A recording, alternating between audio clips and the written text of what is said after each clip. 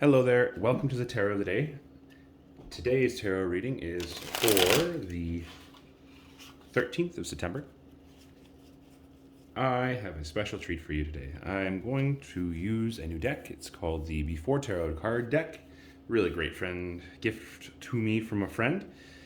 The last deck needs a little bit of a break. It's one of my favorite decks, and I've been using it non-stop. So it just needs to have a little rest and recharge. But fear not, this deck is just as good. All right, just cut. Now let's see what we got. Earth, air, fire, and water. Okay. In the Earth suit, we have good old Seven of Swords. Let's see if we get a focus on there. Seven of Swords actually presents itself when we are in a position where we have multiple choices, multiple options at our disposal. So we have lots of choices and we don't know which one to make. We're having a hard time blindly choosing. With this card itself, it actually refers to the hardness and difficulty in kind of getting that decision point. And this is in regards to our work, our sphere of life, our influence, our diet, our exercise, all that stuff. We know we can do great things with our livelihood and our environment. The problem is that we just don't know how to make that decision. We're stuck in this paralysis, and it can be about health, and it can be about work, and it can be about living space.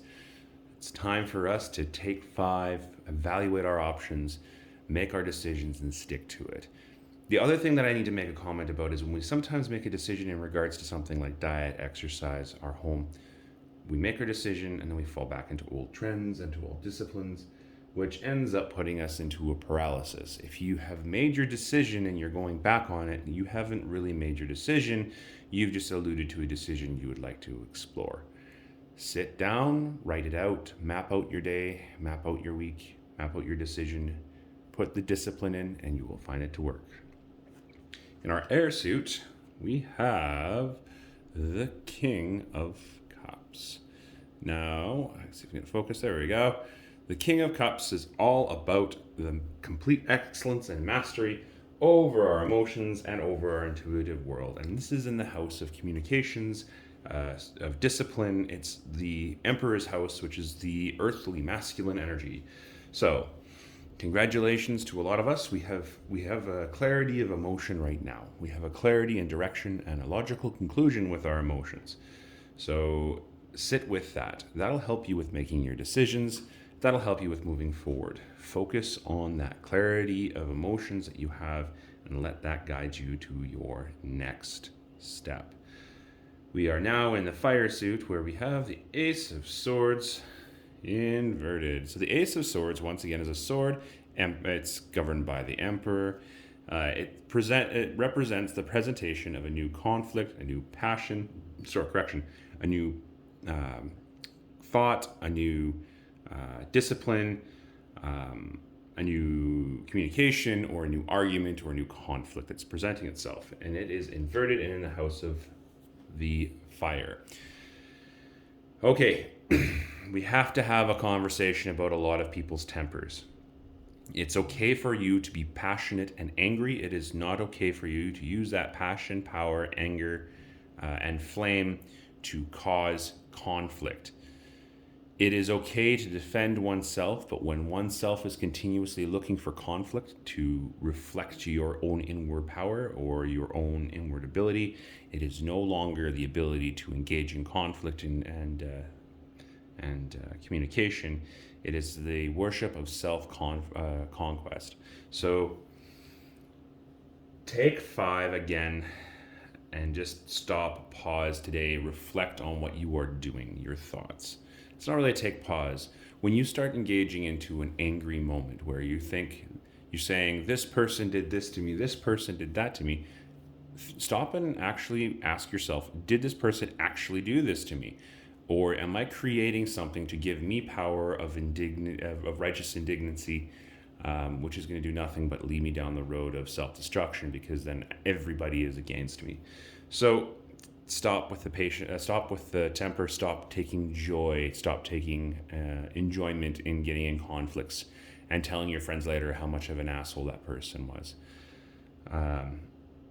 If we continuously go down that road, it seeds bitterness. The bitterness seeds bitterness, which grows a harvest of bitterness. If you want to plant a garden of happiness, you need to dig up those seeds of bitterness, and then you have to plant the seeds of happiness. So replace your passions if you like conflict. Okay, now in the suit of emotions and intuitions, we have the Lovers inverted. The Lovers is a very wonderful card. It has so many meanings, so much meanings to it. We had to focus. Of course, it means when Tommy meets Sally and they decide to have a relationship. It does mean that. It also means a marrying of the head and the heart. It's also about the passionate adventure between two people developing their relationship in an intimate sense.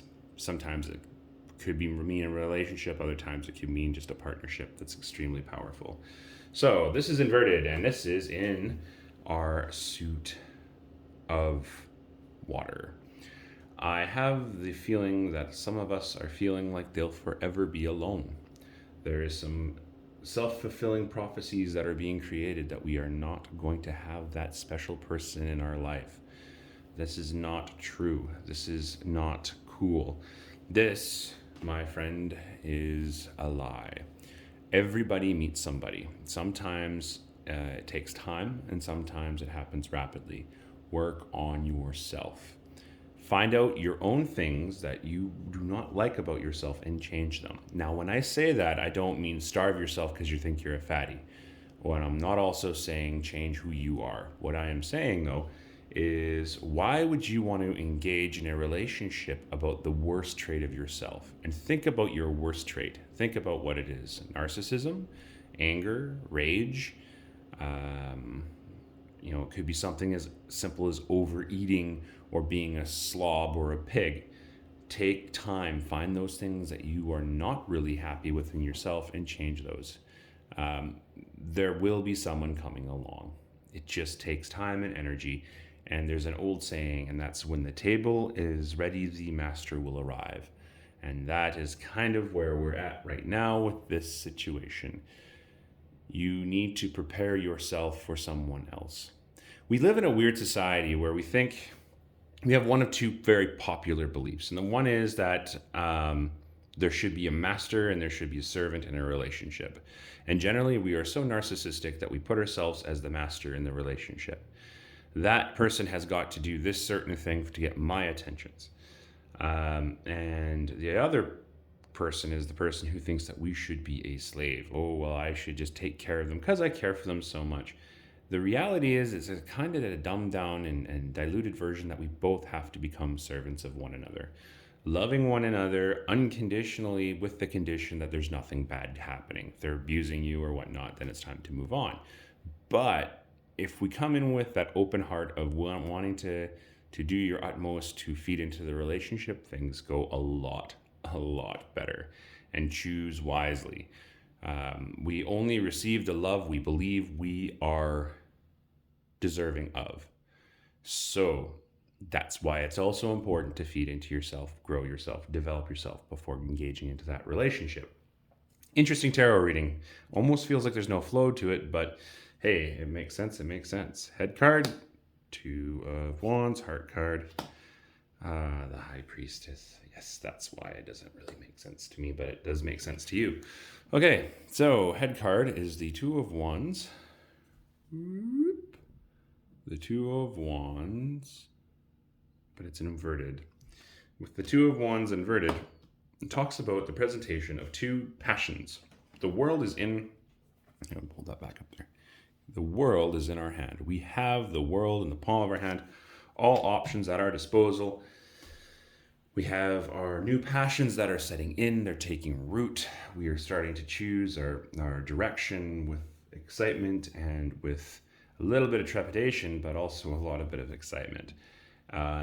Don't pause your journey because of, this issue and this issue. And to an extent, that issue. Don't let your rage and your fears of not finding a relationship and not being able to make a decision hold you back. This is a time for inward reflection and preparation for the journey. And that is followed by the heart card, which is the high priestess, which is all things intuitive and all things emotional. The high priestess card has tons of symbolism in it. But one of the things you need to realize about the high priestess is that she has the owl, and the owl has elements of Athena in it.